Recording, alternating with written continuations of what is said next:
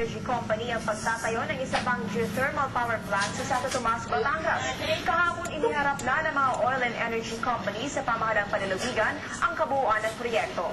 May report si Caroline Boquin. Sa report ng Maibarara Geothermal Incorporated kay Governor Vilma Santos Recto, halos kumpleto na ang itinatayong geothermal power plant sa Sitio Campus, Barangay San Rafael, Santo Tomas, Batangas. 20 megawatt ang inaprobahang likhaing kuryente ng planta na inaasahang magsusupply ng kuryente sa Luzon Grid. Dito, init sa ilalim ng lupa ang gagawing kuryente. Malinis, ligtas gamitin, renewable at non-pollutant ang geothermal energy.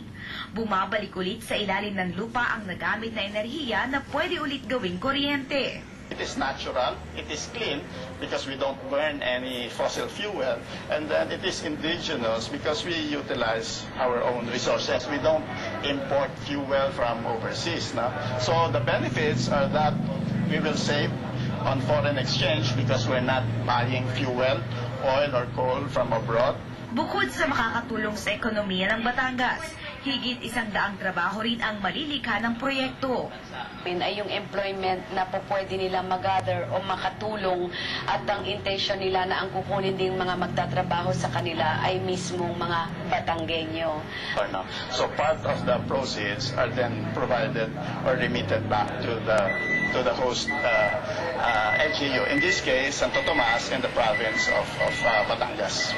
Umasa ang ating mga kababayan, ang ating gobernador, kami din sa national government ay patuloy na mag-iinganyo ng ganitong mga klaseng negosyo. Pero sisiguraduhin din namin na walang magiging kasiraan sa ating environment. 1 sentimo kada kilowatt hour ang inaasahang presyo ng geothermal energy. Mas mura kaysa komersyal na kuryente. Sa 2013, target na makapagsimula ang operasyon ng planta. Caroline Bonquin, Patrol ng Pilipino.